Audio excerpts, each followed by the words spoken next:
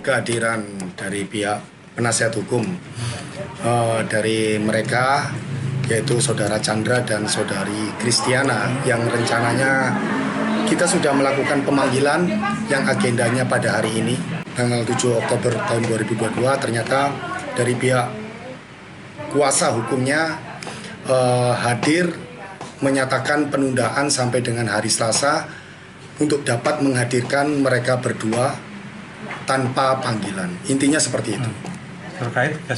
Terkait kasus tetap di dugaan tindak pidana korupsi dalam pembangunan Jalan Lingkar Utara Kota Pasuruan. Dari Kristiana dan Chandra sebelumnya sudah kita tetapkan sebagai tersangka dalam surat perintah penyidikan yang lalu.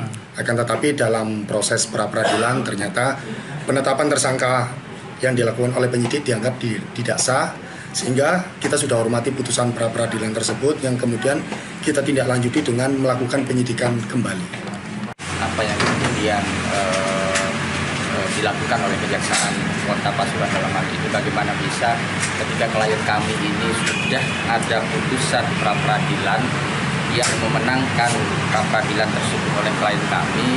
Di dalam putusan ini sudah jelas di sini bahwa putusan pra-peradilan itu menjelaskan bahwa mengabulkan permohonan pra-peradilan ini sebagaimana misalkan menyatakan tidak sahnya penyidikan yang dilakukan oleh kejaksaan, terus kemudian harus menghentikan proses penyidikan yang dilakukan oleh kejaksaan, dan kemudian menyatakan tidak sah penetapan tersangka yang dilakukan oleh kejaksaan.